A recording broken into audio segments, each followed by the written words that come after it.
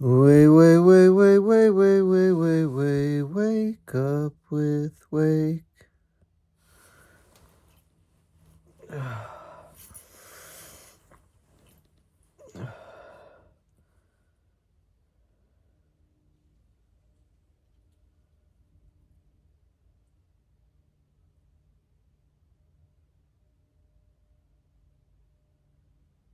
One scoop of AG1 replaces multiple supplements with 75 high-quality ingredients, scientifically formulated to give your body the foundational nutrition it needs to thrive. Start now at drinkag1.com. Why did no one tell Colorado drivers about this new rule? If you are currently insured, drive less than 50 miles a day, and live in a qualified zip code, you can get an extremely high discount. Additionally, if you have no tickets, if you have not received a ticket in 3 years, you could get even more discounts. But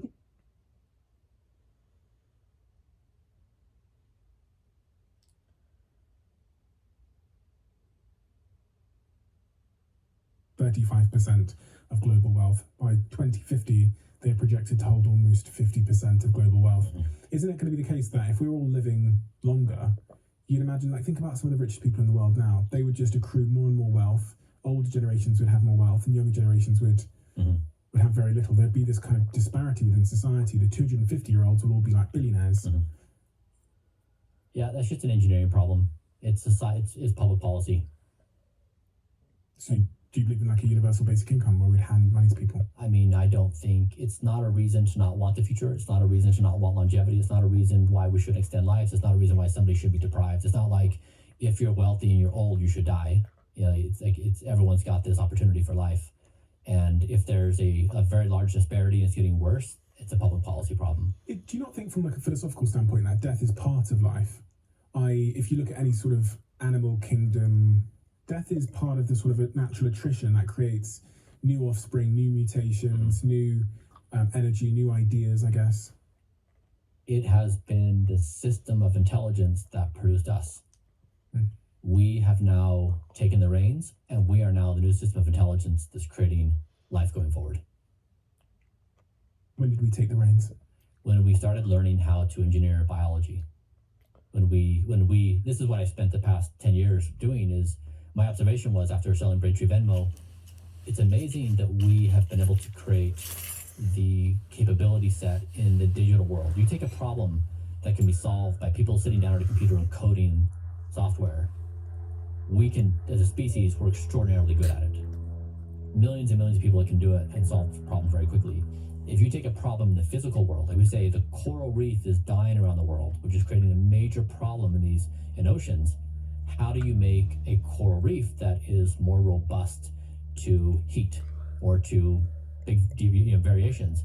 You need to have the same programmability of programming, of building a new coral reef that can do that sort of thing. If that's an approach to the problem, we need to have those abilities. And so the goal I had was, we need this foundational technology so that any problem in the physical world, whether it be our health, the health of the oceans, anything, building a global biological immune system, we need to have these physical abilities. And so once you have that, you can program physical reality, including conscious states, including Earth health, including our health and wellness. All things become possibilities. Are you talking about Kernel? No, I had a venture fund. Okay. Yeah. What is Kernel? What are you doing with Kernel? Kernel is a way for us to use science and data to build our best cognitive existence. So, for example, it's easy for each of us to get on a scale and see our weight. And when we see weight is climbing very quickly, we think that's not a good situation because that leads to bad health outcomes, that I don't feel great. And so there's it's a good feedback mechanism for how well am I doing with my health, with my weight.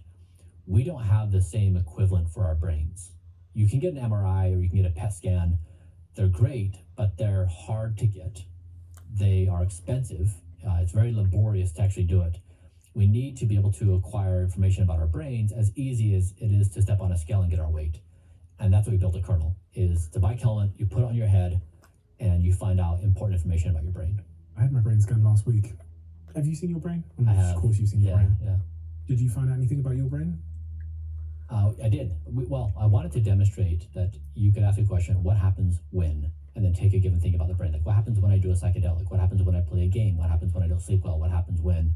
And all the things we do that affects our brain. And in this case, I was a pilot participant for ketamine. So we ran a 15-person ketamine study. Ketamine is a anesthetic, also used to tranquilize horses, also a party drug. And so I received a dose of ketamine in my arm, and then I was in that experience for 45 minutes. And what we saw was interesting, that I had my brain measured for 10 minutes a day for 5 days before, during the ketamine experience, and then 14 days afterwards. And I think that was the most interesting thing is my brain patterns. Like, if you think about the patterns, like, imagine you're looking at planet Earth and there's airports all over the Earth, and you're seeing traffic patterns between each airport. So between Tokyo and New York, there's a lot of traffic. London, New York, a lot of traffic. But between, smaller cities, you have just a few planes here and there. There's big traffic patterns in our brains of where activity is happening. And those patterns tell you things about yourself. Like, it sounds like you had some analysis done. And when I did the 5 days of measurement, my patterns in my brain were stable. Every single day, they were the same traffic from the same place to and from.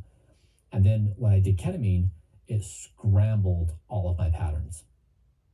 It's like you took the globe and you just like remapped where all the airports were, and like, okay, planes start flying. And then over on day 3, 4, my patterns started forming again, back in a similar way. And so there was that 1 to 3 day therapeutic window where I was very open to new pattern creation.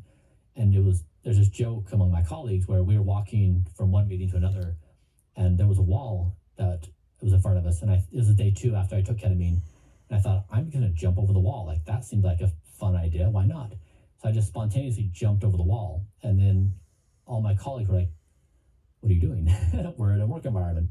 We don't jump over walls. Mm-hmm. And I hadn't thought about it in that frame, but I wonder if in that moment I was open to doing something different and unique that I normally wouldn't have done because I had this opening. But it was cool to see my patterns where they were, how they changed, and how they reformed in some kind of window that opened up as how I could remap my own experience.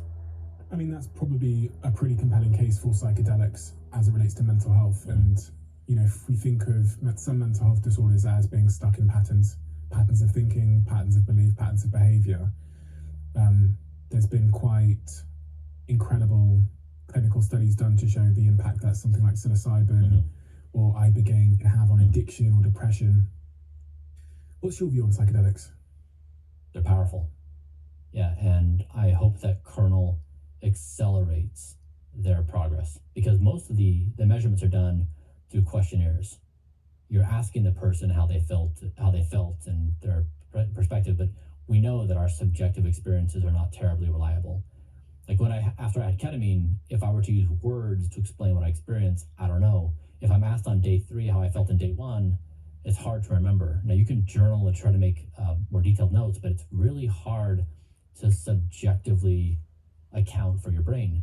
And so having a system that tracks the data removes some of that challenge, and it could help usher in psychedelics for much broader adoption much faster, because you've got data to support what you're trying to demonstrate. Have you tried all the psychedelics? Ayahuasca? I've had some experiences. Mushrooms? I've done mushrooms. What'd you think? Really interesting experience. Did it change your opinion or your perspective of your own mind? Yes. I was overseas. I think I was in Peru or something, and I was at a mushroom ceremony or whatever, and I'd taken the treatment that the shaman or whatever had given me, and I didn't think it was working, so I went over and sat down on my laptop. Yeah. Oh no. Really fucking bad idea. Yeah. And for whatever reason, and this is so on me, I clicked on like Netflix because everyone was over there and they were all having their experience. I thought I'll just watch something on Netflix, and I didn't even watch Netflix. I clicked something on Netflix, and as I'm watching it, it's like some reality TV thing, and it just becomes really apparent to me that these people's values that I'm watching are like really bad. They're all like bitching about each other, and they're all being mean to each other. And at that very moment, the world started to just spin and shake. And I put the laptop away and went and joined the gang. 35 notes of handwriting. Again, I never write with my hands, about connection. And in that moment, I learned that like my perception on reality is so fragile. And so what do I believe? You know, if this experience that I'm having with you now, this perception of reality is that fragile, that one little capsule that I eat can just shake it all, then Jesus, I can't trust much, can I? I love that so much. That's so beautiful. Like, what do we really know about anything? And like you said, like this one little plant, and you eat it, you ingest it, and then somehow your reality is absolutely transformed into something that you never imagined was possible. But then you come right back. You do, and this is the frame around like don't die. So I understand before our time and place right now, like in the 19th century, sure, do your thing because you're gonna die and that's fine. But right now, I guess with your mushroom experience, do you feel open to the idea that we may acquire new capabilities of conscious experience creation that could make your reality more interesting and more worthwhile, like whatever, than anything you could ever imagine? Yes, but it also could not. Sure. Because I just don't know. So again, it goes back to like, it's hard for people to bet on uncertainty in their lives. Yes. You know, people don't. Who wants to bet on, I don't know. Interesting. Are you basically impartial? I'm kind of good with what life's like now. I think life's quite cool now. I think I still feel like I'm bending reality by the way that I like live my life and the things I've achieved, and I still feel like I've got more mountains to climb in my life and higher peaks to see. So you see what I'm saying? Yeah, so it's not really about a dissatisfaction so much now as the driver. It's that the possibilities are a motivator. That if you say, it's just the possibility, something you've not experienced, a new reality you could experience. Like we're walking into the cradle of superintelligence. Okay, so let's define superintelligence just in case that someone's lost us along the way. Okay. When you say superintelligence, you're talking about like artificial intelligence and computers that are, you know, infinitely more intelligent than we are, and how we can interface with that intelligence to make our lives and our decisions and our capabilities better. That's right. Like the computational intelligence on near future timelines are going to be far superior to our form of intelligence. Like how and when and what forms, no one knows. But if you look at the trajectory of the speed, it's fast. It's faster than our minds can comprehend. And so if whatever comparison you want to make, like whether, you know, an ant relative to us, or whatever the version is, or Homo erectus to us, we don't know those details on what their experience is. But like if you just try to think about the scale of intelligence and what that experience may be like, even though we don't know. But it's interesting. Your response is informative for me. I have a bias, and this goes back to my blindness. I think this idea of walking into the cradle of artificial superintelligence and the ability to engineer all of reality is the coolest opportunity maybe in the known galaxy. What's the most compelling argument you've heard against your do not die position? The one that troubles you the most? I'm entirely unconvinced by any argument that I've ever heard about it. Are you entirely convinced by the do not die argument? I'm convinced through the thought experiment I did. If I try to transport myself to the 25th century, and of course they have a detached, cold soberness, objective soberness, looking back at the 21st century that we don't. Just like we look back in history and we can see with clarity what we're so caught up in this moment, we're blinded by so many of these realities. And they would look back, I'm convinced by my thought experiment that they look back and be like, of course, in the early 21st century, Homo sapiens figured out that they had developed the technology to continually expand their life, and that the Homo sapien culture shifted to the preservation of life. Whereas right now we're all on the death track, and then we play all the fun games along the death track, but you have to shift the entire zeitgeist, or we do the exact opposite of what we're doing today. Instead of embracing and celebrating death rituals, we move entirely to life extension rituals. Do you think living forever is possible, or even reversing age? Yeah, I mean, so like basically with all the arguments, I come down to this idea. This is akin to us interviewing Homo erectus a million years ago, and asking Homo erectus to make observations on what it's going to be like to be Homo sapiens a million years later, have our kind of cognition, have our technology. Homo erectus would have nothing, like almost nothing useful to say. Do we care what they want or don't want, what they're scared of? Do we value it in any way? Like, it's interesting from just an observational perspective, but do we really think that Homo erectus has wisdom of some sort that would allow us to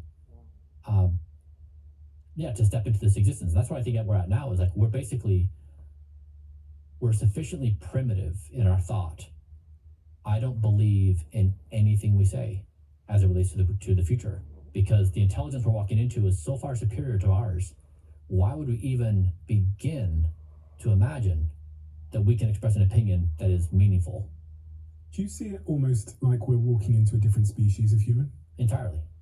I mean, unquestionably that's happening. One of the really interesting things that's going on is this thing called CRISPR, genetic engineering. What is that? CRISPR, genetic engineering. I know you did some kind of DNA therapy, didn't you? I did my first gene therapy. Gene therapy, yeah. Yeah. What is all of that, and what's the promise that it holds for us? CRISPR, genetic engineering, and what was your gene therapy? Yeah, currently there's a ceiling on human lifespan, like 120 or so. That if you live a life a certain way and you're given a genetic lottery, then you can do that. But to punch through 120 is very difficult through lifestyle and diet and exercise. And so to really punch through the ceiling, you need to start working at the genetic level. And so whether you're doing, there's gene therapy, whether you're doing CRISPR, there's a variety of ways you can start modifying your genetic code. And this has the power or potential to punch through the ceiling. So explain that to an idiot.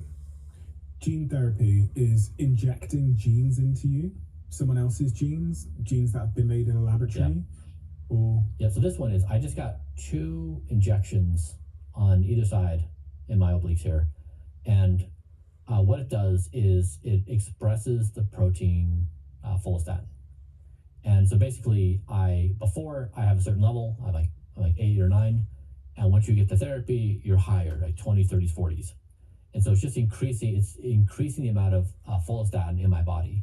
And so, like, one way to understand this is when you work out, myostatin lessens the amount of muscle growth that can happen.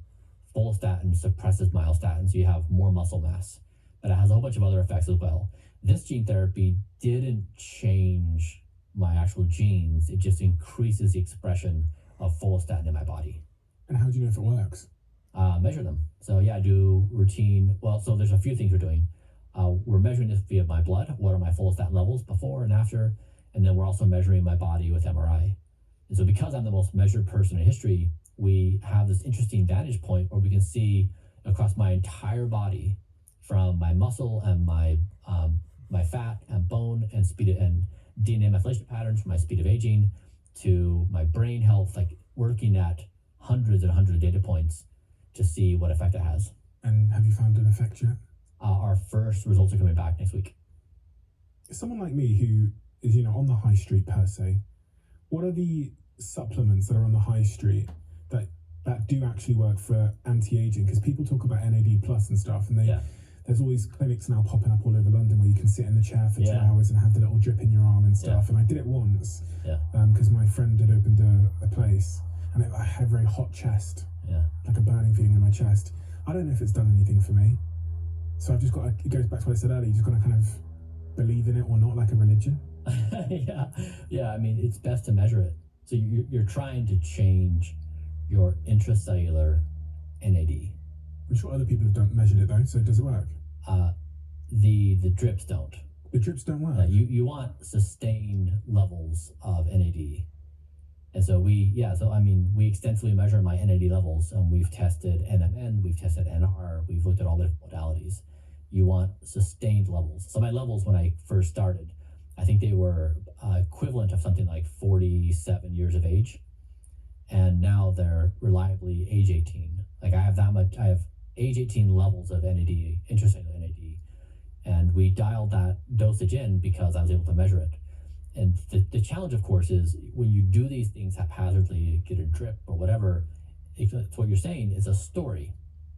It's it's clever marketing, it's happy faces, it's what your friends are doing, but it's not based on any reality. You need to see it working in your body, otherwise, be careful when you're doing it. So the only reason it doesn't work is because it's not sustained. But it would work if it was sustained. So if I did that every week, then it would work. You also have to consider the half-life. Okay. So I don't know all the data on the drips. I know the data much better on NMN and NR. But those things then, you take them orally? Yeah, orally every day, twice a day, yeah. Twice a day, and those things work? Yeah, they reliably maintain my my IC NAD levels at an 18-year-old level. What are some of those big anti-aging therapies or businesses or supplements that most people have just thrown themselves into, or habits in terms of longevity habits that are just a load of BS?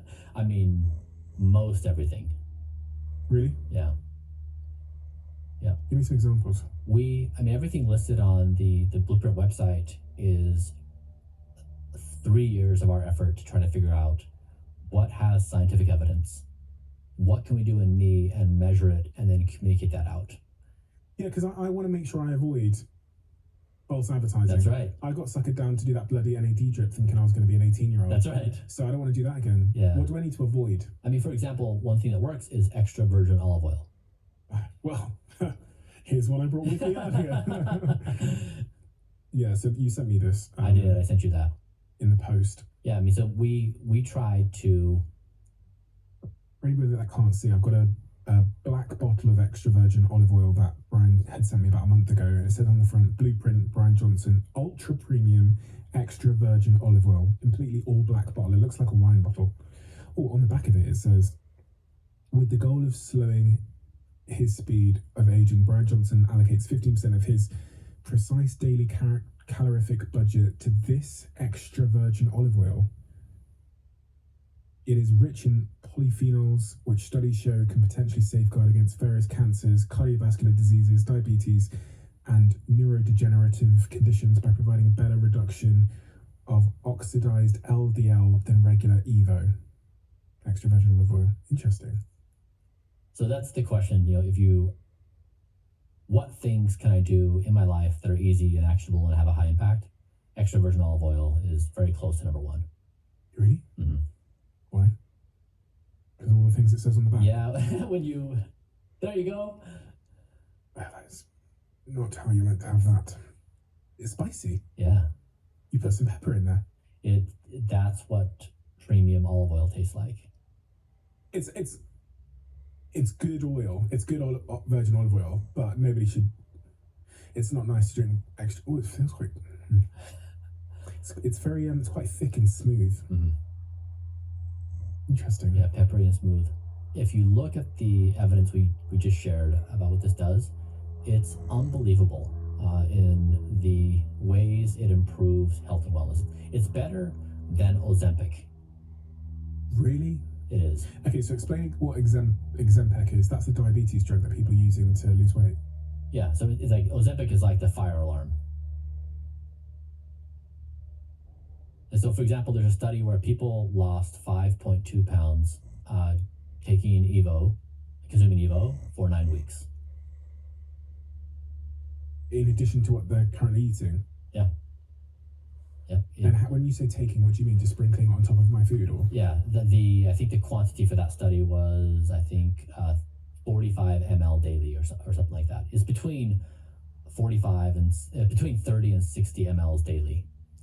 But there's things, for example, like it reduces by over 60% invasive breast cancer. It reduces your blood sugar levels by 60% post a meal, and your oxidized LDL levels. This is the bad thing in your body that's causing damage, by 80% post a meal. So I have a tablespoon with every single meal, and it's like the super of superfoods. And the problem is most of the olive oil in the world does not meet the quality thresholds to make it useful. So you think you're consuming olive oil that's actually having health benefits. If it doesn't meet very specific criteria, it won't do it for you. So where do we get it? This is what I've tried. This is why I solved it, because we basically trying to find a olive oil that you can verify meets the specs is very challenging.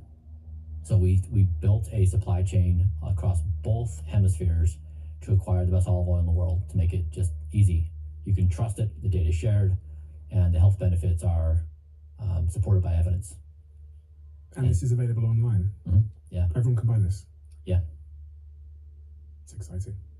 But that's an easy one to do. Go to bed on time and drink your olive oil. You've got something down there on the floor, but you didn't tell me what it was. What is it? Yeah, I brought you two things today. Okay. One, I brought you a test. Okay, what is it?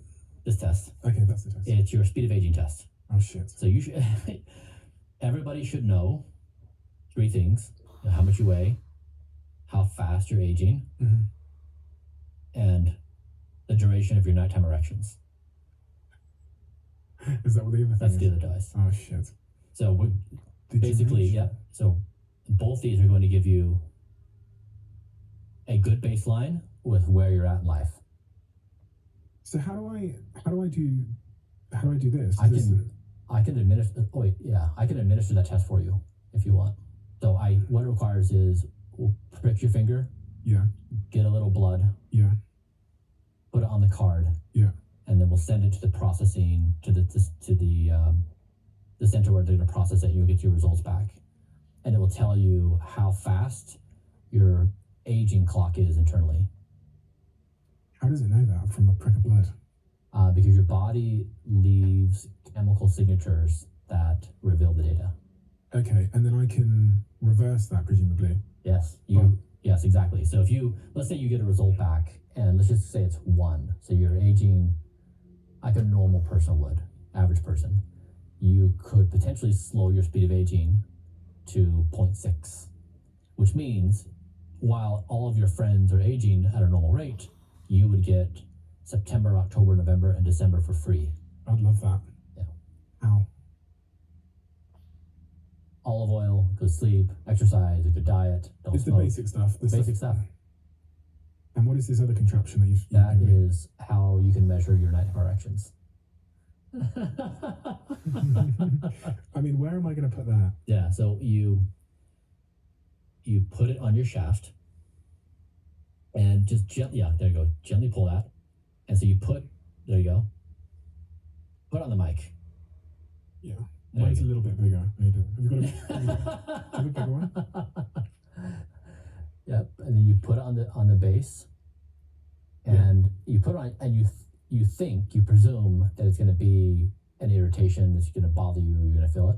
Once you put it on and you go to sleep, you can't feel it. You don't know. What does it do? Like vibrate in the night or something? So yeah, there's no vibration, but you have erections throughout the night.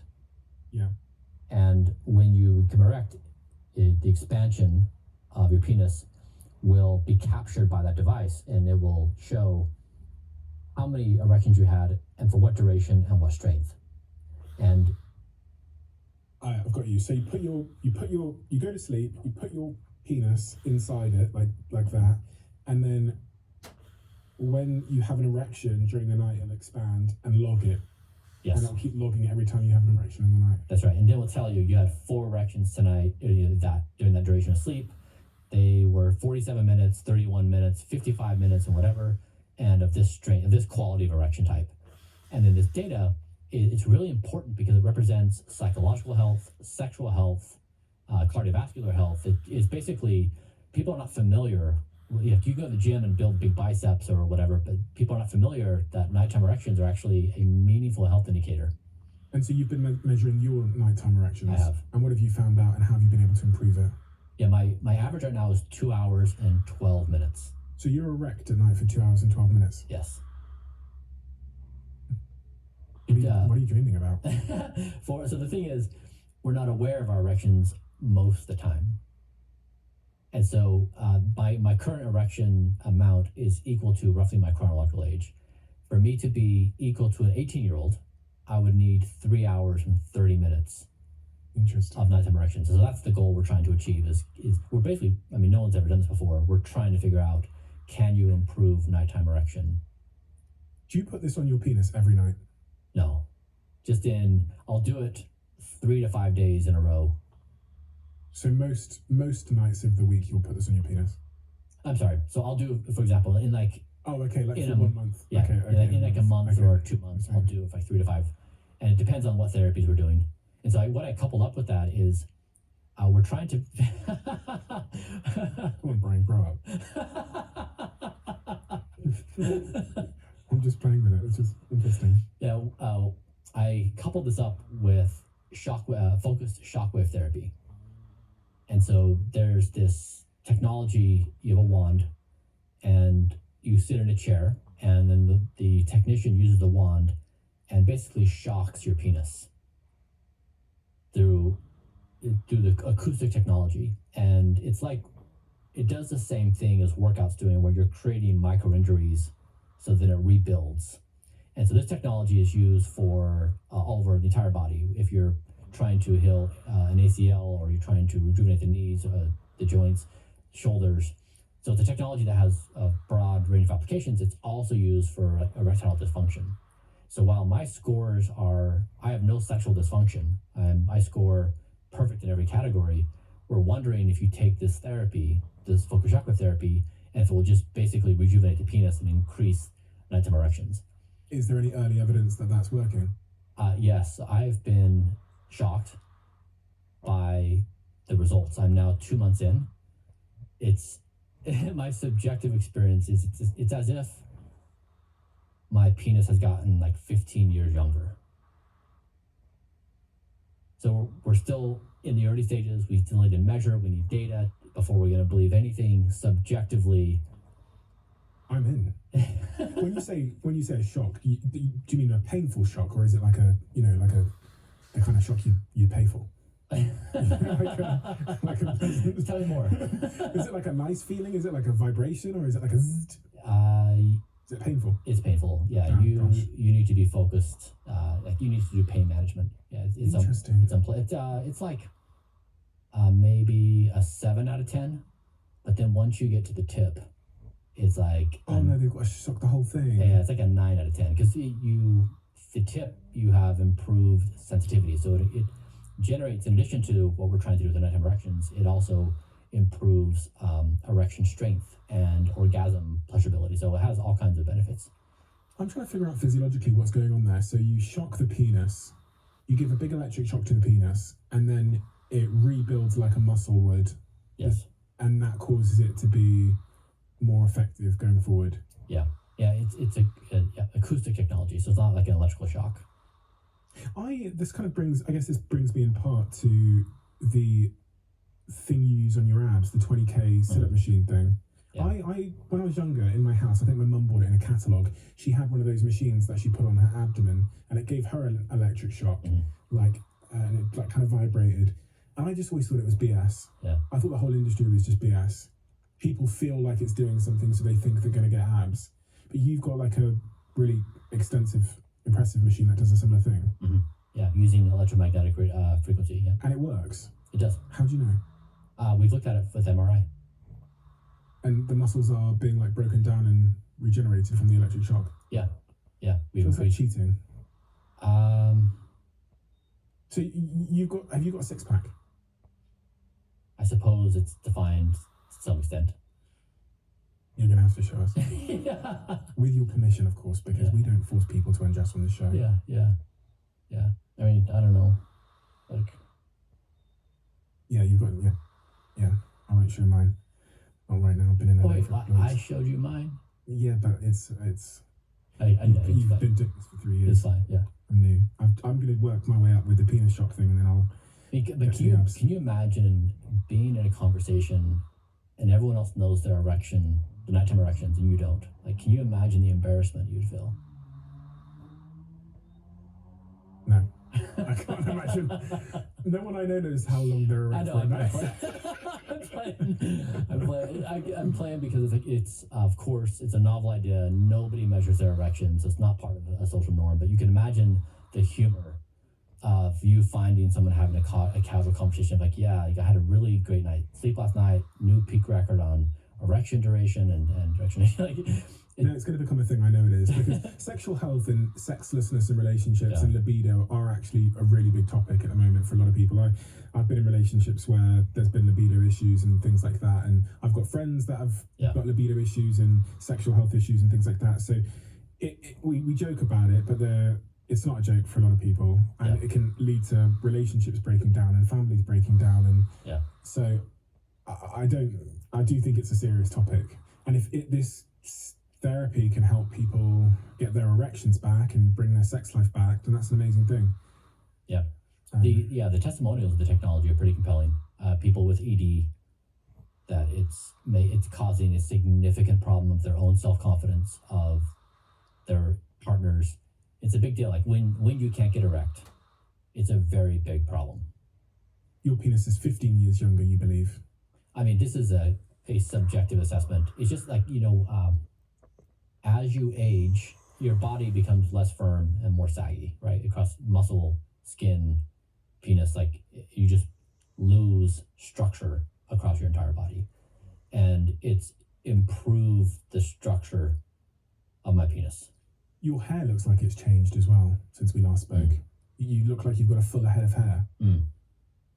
What's been going on there? The protocol I have is I do platelet-rich plasma every 30 to 60 days. So that is the process where you draw blood from a vein, you spin it up, and you separate the blood from the plasma. You take the plasma, and then we add A-cell and dutasteride. So it's a concoction of plasma, A-cell, dutasteride, and it's a total volume of between 13, 15 milliliters. And then it's injected across the entire head, or in the areas that would be balding. And then I also do red light therapy daily, which we spoke about. Wear that cap for 6 minutes. And then I have a nightly concoction that includes a few things like minoxidil and a few others. This is all on my website. So the recipe, the protocol, it's all there for everybody. But yeah, I mean, I started losing my hair in my early 30s. And it's really hard to, with my genetics, it's very, very hard for me to maintain hair. So I've had to work very hard at it. What is hair loss anyway? Why does our hair recede? What's going on? And it doesn't happen in women. Yeah, I know. You typically. Yeah, it's really quite annoying that it's such a big problem. I wish I didn't have to pay attention to it as much as I do. Why? It just requires constant attention. And the technology is not that great yet. You're basically trying to slow the process. You're trying to improve follicle strength. You're trying to prevent future damage, but it's not like something like a gene therapy where with 2 injections, your levels go up 3 or 4x the production of that critical biochemical in my body. Is not the case. There's technology people are working on for cloning. So you take a few of your follicles, you clone that, and you put them in. So basically like doing a hair transplant, but you're cloning. You're doing your own hair. So there's other technologies that are emergent that are promising. They're just not on market yet. So yeah, it's hard, and it's like as a man, being bald is a meaningful thing, right? It's a significant psychological situation. So like if you take through the issues of like a man would really struggle with psychologically, being bald, not being able to have erections, like those are 2 of your top 5 things. And so I hope that the things I talk about publicly help break the stigma around it, so that people feel hope they can do something about it. They don't have to hide it. It's challenging, and it's heavy to deal with it. What do you think about air quality? I've been thinking a lot about this. I had James Nestor on this podcast. He was talking to me about the harm of like in-room CO2 and stuff like that. Yeah, I agree. My house is, I have devices around the entire house measuring those things every moment of every day. And I have air filters in every room. And so the air quality in my house is pristine. In Los Angeles, the air quality is not great. And so I typically will avoid significant outdoor activities on days where the air quality is particularly bad, but I'm always aware of it. So I have monitors in my house that tell me the outdoor air quality and the indoor air quality in every room. What's the harm that you're trying to avoid? It's damaging. There's like the P2 2.5. There's a few things that are very damaging, and they can get lodged, for example, in your lungs, and it's very hard to get it out. So there's a lot of sustained damage that's just hard to undo. 8. Yes. 8. Tolo. Is that her name? Tolo? 8 Tolo. Kate, will you come on out? Kate is a 27-year-old former fashion strategist and is Brian's chief marketing officer. Mm-hmm. But she's also the first woman to ever sign up and follow the Blueprint way of living. And Kate is here. Health, wellness, or medical entrepreneurs, I'm joining your industry to fix the outdated and unfair business models that you have been victim to. I'm really excited to announce that I've become an investor and co-founder in Until, which is a disruptive new solution for all of the frustrated, undervalued, and underserved health, wellness, and medical entrepreneurs that are trying to grow their business. If you're a well-care entrepreneur looking to grow your business, the link is in the description to join the waiting list. We accept roughly 20 practitioners every month. We have multiple sites opening all across London, and I really believe if you're in that industry and this sounds like something that might be of interest to you, then this is for you. Just a quick interruption for a brand that is very close to us here at the Diary of a CEO, who are sponsoring this episode of this podcast, and that is British Airways. If you're like me and you love a good deal, I think you're going to want to hear about this. The British Airways business class sale is in full swing, and the potential savings are enormous. We're talking savings of up to £1,000 on a return business class flight to places like New York, Boston, and Chicago. Plus, you can save even more on their incredible packages to both the USA and to Europe. That includes those premium business class flights and a luxury hotel stay. There's something different about flying business with British Airways, as I think you guys will know if you've ever done it. It's not just the seat that converts fully into a flatbed, or the menu, or the fact that you can watch the Diary of a CEO on the in-flight entertainment system. It's the personal touch, the experts that make you feel relaxed and at home in the sky. And here's the thing, you've got until the 13th of November, so don't sit on it. Head over to ba.com to find your deal now. Okay, so Brian, who is Kate to you?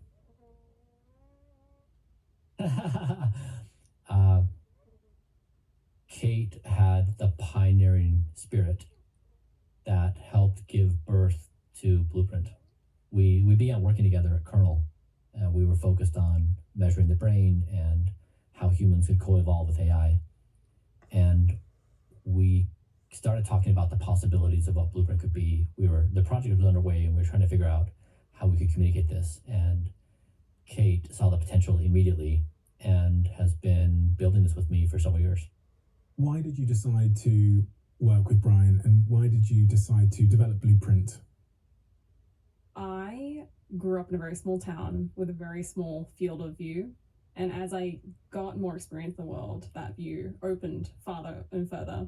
And I was in New York, and I was working in fashion at the time. And I was sitting in a cafe, and I'd spent the year learning about AI coming to mainstream and how is the human species going to deal with this? And I felt very strongly the only way to proceed forward as a species would be to latch ourselves onto AI and to merge with AI in some way. And so I was in this position where I had all of this energy, and I was like, I want to throw it out there into the world. I don't want to do anything my own. And there weren't many people talking about this as a problem. And one day I was sitting in a cafe, and I got an email in my inbox from Singularity University, and it included a quote from this man, Brian Johnson, back in 2016. And it referenced merging with AI. And I thought, that's the person that I want to work with and throw my energy toward. And so I reached out to him, and across like every medium, so literally his Medium articles, email, social media, and I never heard back. And then year after year, I just kept pinging him. And then eventually I moved out to LA to work with Brian. And what do you do for Brian? You say you work with Brian.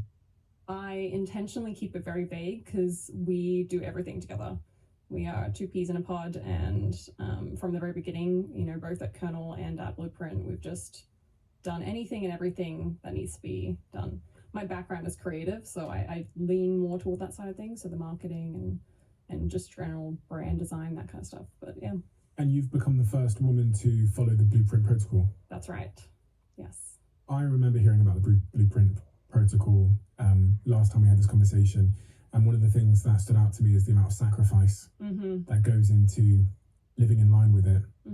Things like getting up at a certain time and then going to sleep at a certain time, and things that you eat. Are you following all of that?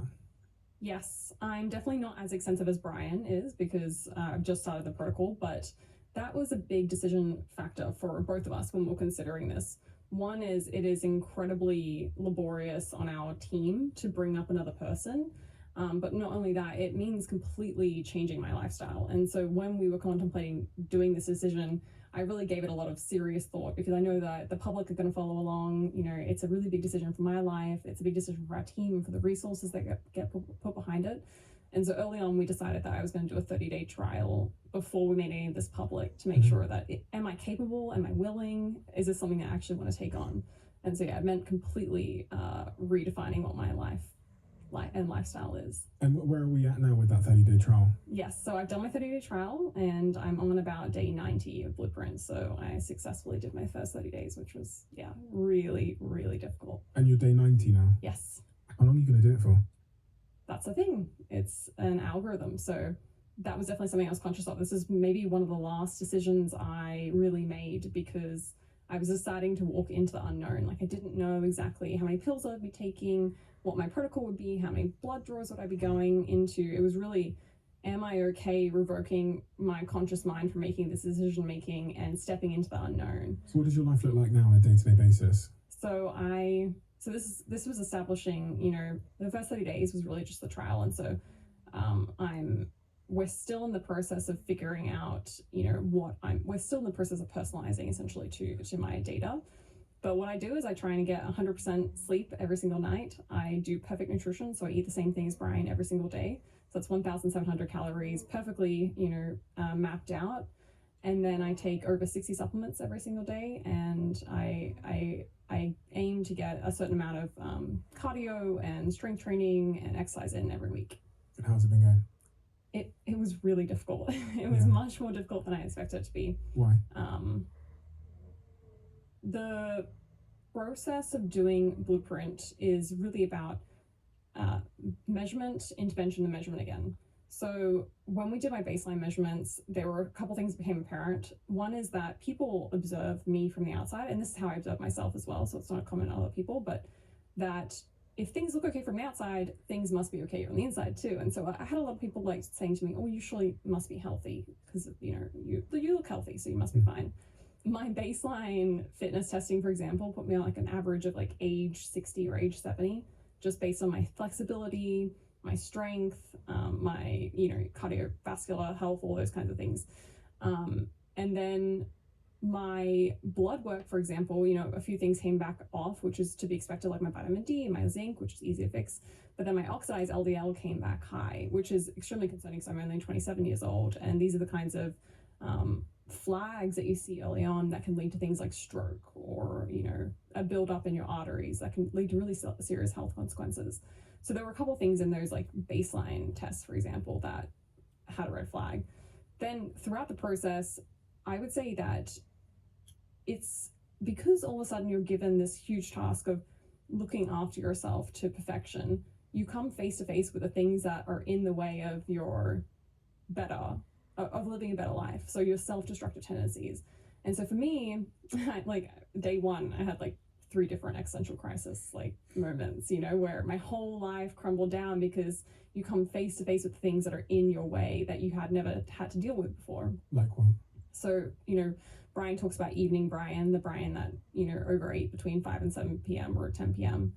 Every night. For me, it was priority Kate. I didn't realize before I did Blueprint that my whole life has been structured around helping other people and never focusing on myself. It was I was completely blind to the fact that any opportunity I get, I would deflect from myself and be like, how are you doing? What can I do for you?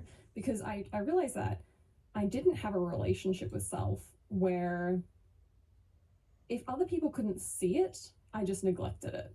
So in like little things, it meant that I would schedule meetings back to back, and I wouldn't make time to, use the restroom or eat or have proper sleep. And then 10 p.m. would roll around and I'd finish work, and the only thing that was left open was McDonald's, and so that's what I would eat for dinner. Or, if I committed to hang out with them on a weekend, there was no way I was going to, say that I can't do that anymore just to get enough sleep, because, ultimately I cared more about the other people's perceptions than my own actual well-being. People pleaser. Yes, people pleaser, big time. And to do Blueprint, it sounds like it's the antithesis of people pleasing. Yeah, I would say so. And it's kind of like that, Brian references this, but the airplane example where you want to put your own mask on before you can help others. So, in this process, I've slowly learned that I am functioning better, and I can actually do more of that people pleasing in a weird way anyway by looking after myself first. What have been although it's just been 90 days, what have you noticed changes? So as far as actual results and data, it was very straightforward. Everything improved pretty much across the board. So my restorative sleep increased by 19% in 30 days. My flexibility improved, my strength improved, like my leg press one rep max went from 220 pounds to 360 pounds in 30 days. I did VO2 max testing, so my body's ability to use oxygen. When I first did it at the start of 30 days, I was put at the 51st percentile. So if you look at like an age graph, you'd be able to predict exactly what age I am. That was spot on average. And then after 30 days, I had increased into the top 7% of fitness for my age and gender, which is huge for me because I'm someone who has never exercised a day in my life before this. I'd never gone on runs. I hated the gym. I'd never been trained in the gym. It was just something that was like the antithesis of anti-Kate, So yeah, huge changes on my end. And my blood work improved. We're still waiting on my oxidized LDL to come back, but generally everything looks really good. What's your take on that, and things that have improved and the changes you've seen in her? I think the most interesting and entertaining was the existential crises, where they became so frequent. I would send her messages just like in a joking fashion, like, "Hey, like, hope your existential crisis is going well today. How can I help?"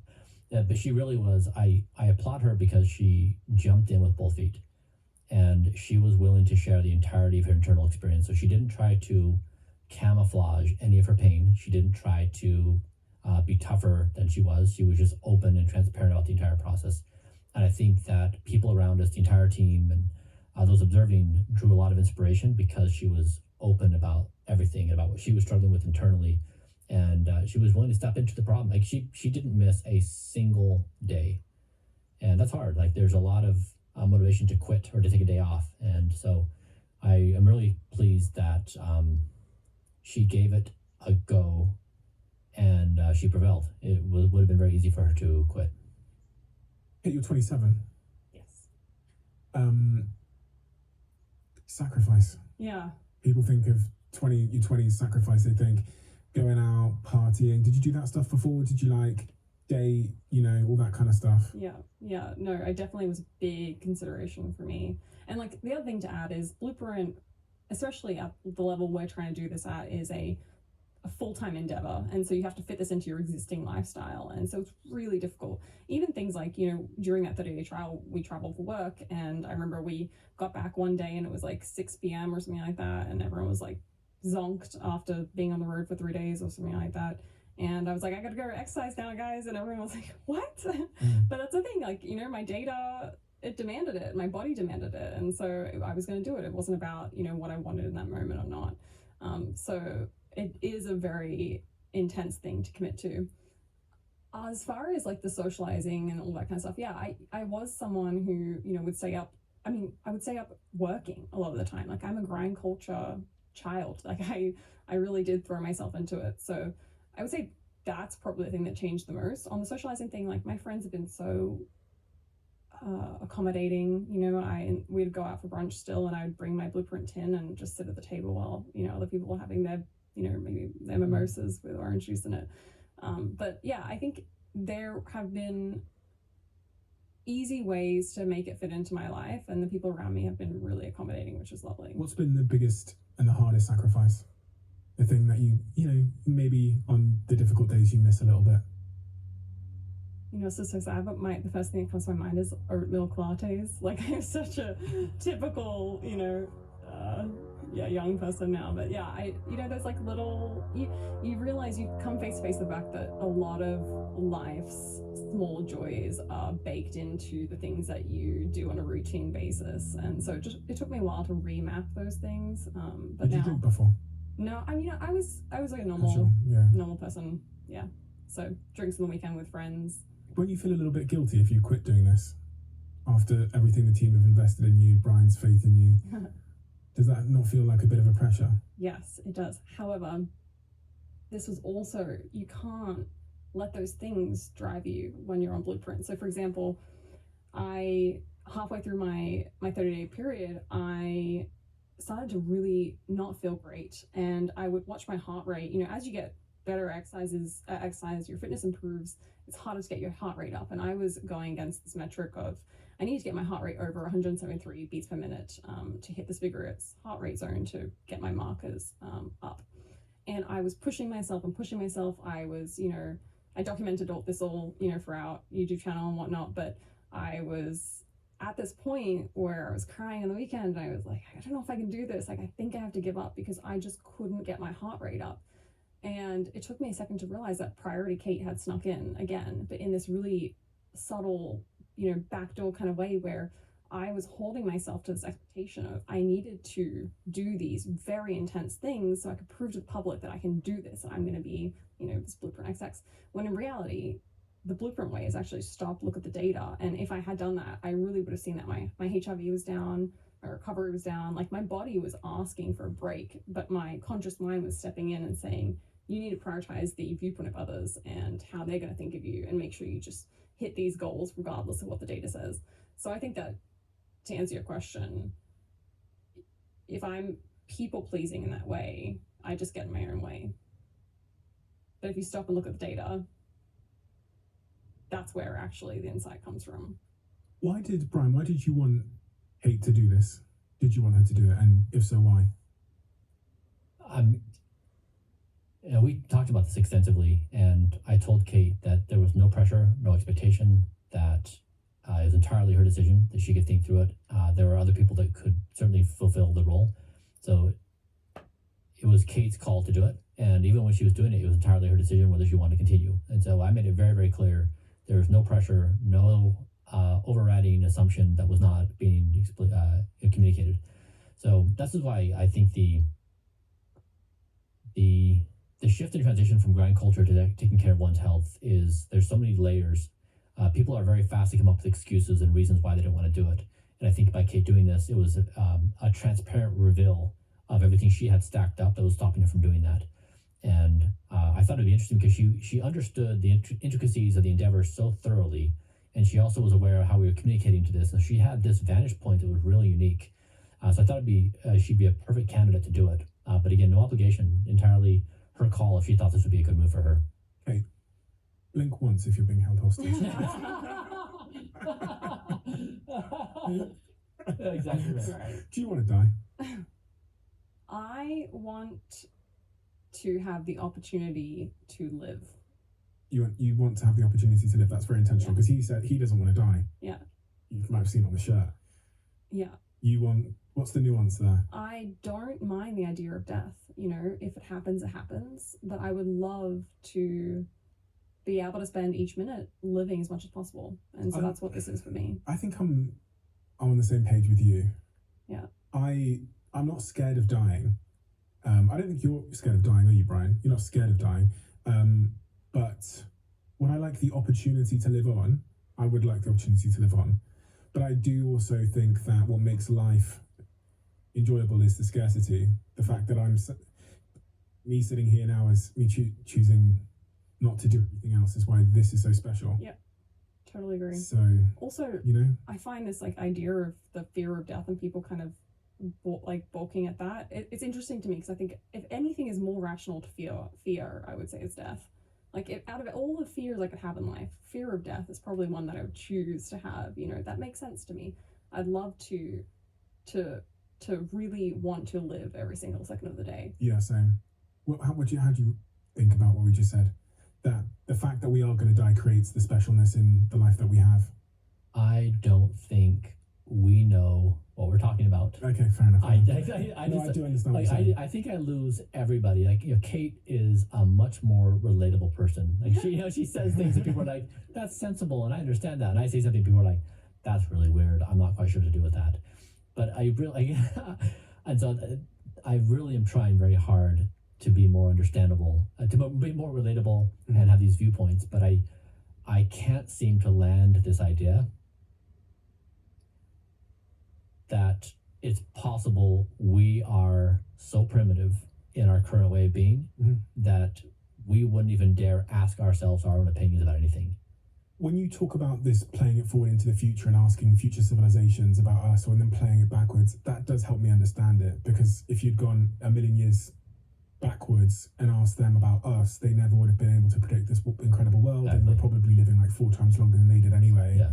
Since we last spoke, is there anything that's been on your mind that you think is important as an update for the listeners who listened to the last episode? Yeah, I mean, we it was a fun couple months.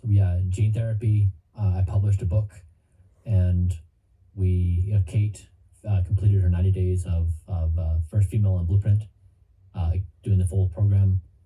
We made available for free the entirety of the recipes of Blueprint. So we've made for free the dietary protocol, all the exercises, all the supplements, a book. Like, we basically, what I hope is we've given a blueprint for the future evolution of being human, and we've made everything available for free for everyone all over the world. Wow. And what comes next? The best is yet to come. Yeah, we've got a couple fun projects. Just give me one. Let's see. It's another gene therapy. Okay. Yeah. To do what? To extend life? I mean, if we really are trying to punch through the ceiling, then you can only do so much with diet, sleep, and exercise, and we've kind of mastered those things. So now we're trying to level up on more powerful therapies. Exciting. Look forward to hearing. The question that's been left for you in the diary is, dear next guest, as you look back on the interview right now, what's one thing you wish you said or did differently? Yeah. Okay. I don't know if I did this justice, so I want to communicate with more clarity that regardless of the data and how I feel and all these kinds of things, the thing that I always come back to on whether or not this is the right decision for me, as in Blueprint, is who's doing a better job of looking after Kate? Is it current Kate or past Kate?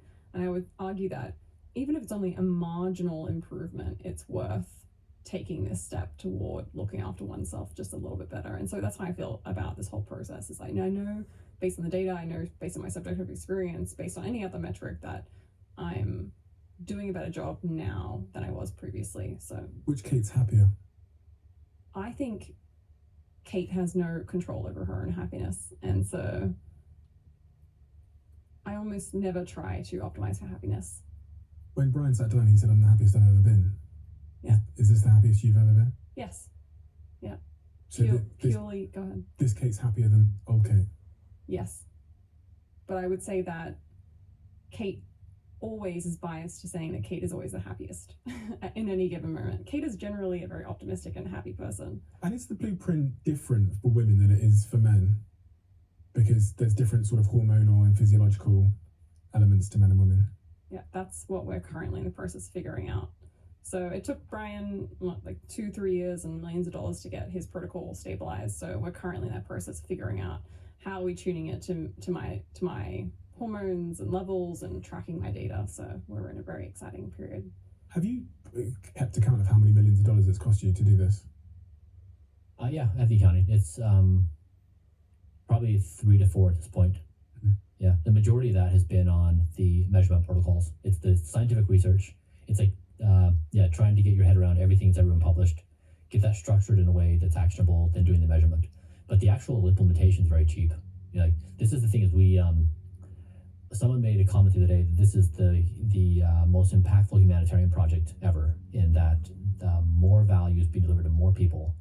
And I love the frame that it's a species-wide evolutionary plan, and we're launching a product. So one of the biggest questions we've received, like this is one of the more exciting things we have going on, is when we did started Blueprint, it was never to make money. We never had a commercial plan. We never had like some sneaky idea. It was just like we wanted to pursue the boundaries of science.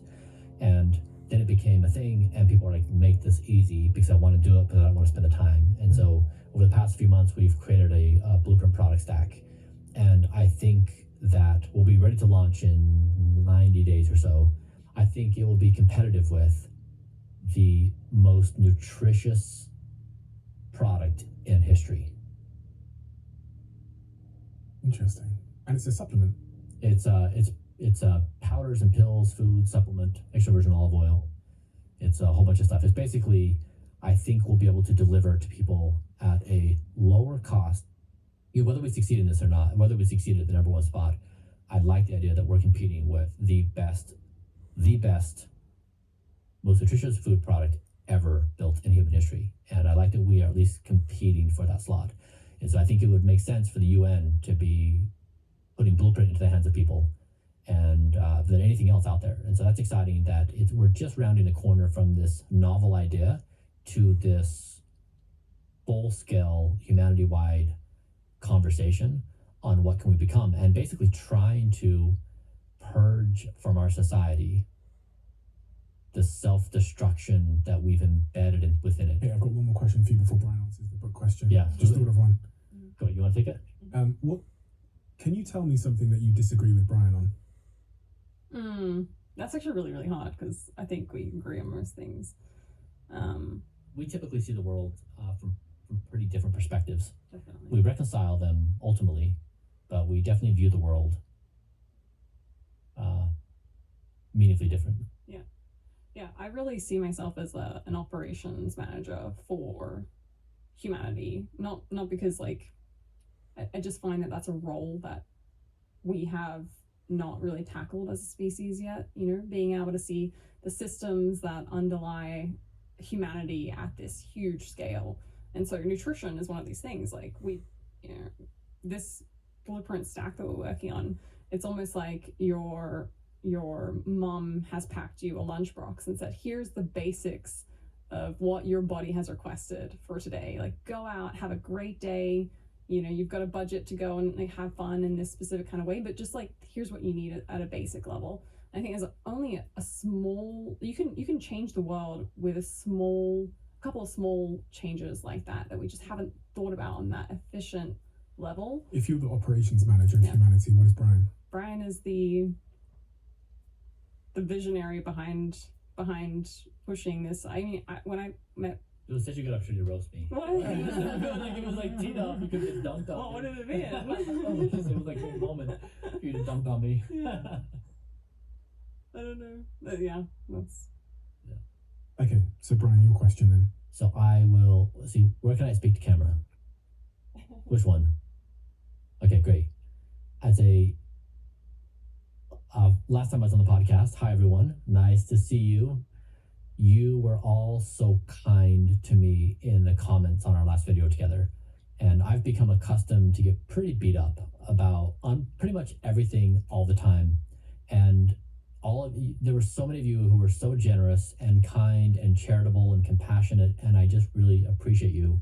I read all the comments. I find it to be a really informative source about what I'm doing well to communicate, what I'm struggling on. And I appreciate your generosity with me as I stumble through how to communicate ideas that make sense in my mind, but then, they don't land as clearly with others. But I appreciate that you're willing to entertain the discussion. And I was really touched by how your kindness. So you've developed a powerful community of highly intelligent, compassionate, engaging people, and I appreciate being a member of that because these topics are hard and it's easy to lob insults and make derogatory comments. It's just so easy to try to pick that off as the form of communication, and this community did not. They took a different path, and it was really encouraging to read. You read every comment. I read most of them. Does does any of it ever hurt you? And maybe you should answer this, Kate. You answer this. Just collected a whole bunch of mean tweets for a YouTube video we have coming out soon. Brian reading mean tweets. And honestly, I don't think I've ever seen Brian more happy than reading mean tweets. He absolutely loves it. I did notice that on Twitter. I was like, he really loves engaging with this stuff. How have you got yourself to that place mentally where you can read someone saying just the worst thing about you and seemingly spin it into a joke and apparently really genuinely not care? Yeah. Not only do I not care, I love it. Why? Kate, well, I mean, why do I love it? I mean, it's really beyond my comprehension. I don't know. I mean, and maybe, like in other times in my life, maybe I would have been more sensitive to it. But I mean, people work so hard at making the absolute most cutting insult they can generate. I know they spend a lot of time doing these things, and I appreciate the effort. I mean, it's great. I'm not sure why, but it brings me genuine happiness. I would wager that Brian, I know people don't realize how thoughtful he is every second behind the scenes. He's constantly thinking about other people and what they're going to think. So I feel like you've actually explored all of these roasts in your own head. And so to witness them come to life is just like, oh, fun. People having fun with me. Like, it's great. Interesting. Gosh. I do think that, Brian. I do think that you're very, very thoughtful. I even notice it in the way you answer questions. You take a pause often, and people don't typically do that. They just give the answer. And then for you to even say to some questions I don't know is, again, a sign of that thoughtfulness. But I always also think people that are that sort of neurotic and thoughtful and always thinking in their head, I think, God, they must be a little bit tortured in some way. Like it can't be a pleasant experience to be that intelligent and thinking about that many things that often, because you're going to end up thinking about some things that aren't so great. Yeah. You know what I mean? If you have that ability to think, I think that about Elon a little bit as well. Like he speaks about being a young man that had like an existential crisis and made him depressed. And then he watched Hitchhiker's Guide to the Galaxy and that kind of got him out of his depression. But being that intelligent and thoughtful comes with a cost now.